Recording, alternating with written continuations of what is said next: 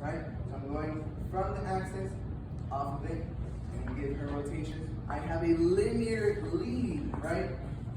Meaning I only have one direction. I'm not rotating it around.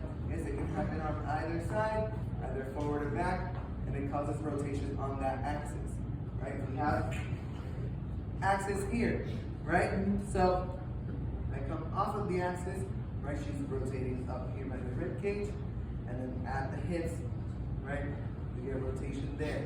I want to compress, right, to keep her in place. I can do the same thing, right, using the palm of my hand, or down here using the fingertips. Yeah. Then we have rotation here, right? She gets rotation this way, right? So I'm going to lead up and down. It causes rotation up here. Yes.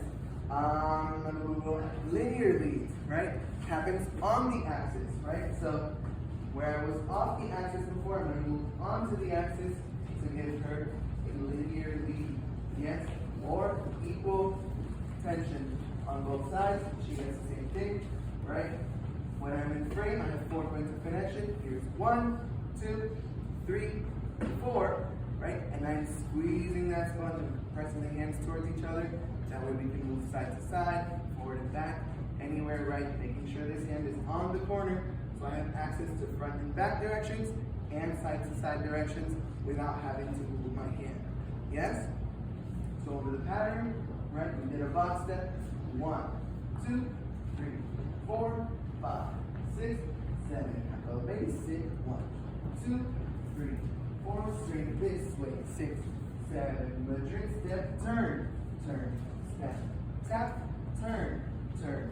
Step. Tap. 1, 2, 3. Let's do this way. 6, 7, 8.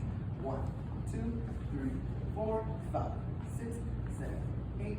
1, 2, 3, 4, 5, 6, 7, 8. 1, 2, 3, 4, 5, 6, 7, 8. 1. Yeah? Yeah. No? Alright. Alright, that's okay. Thank you so much. Oh, yeah, And the rotation.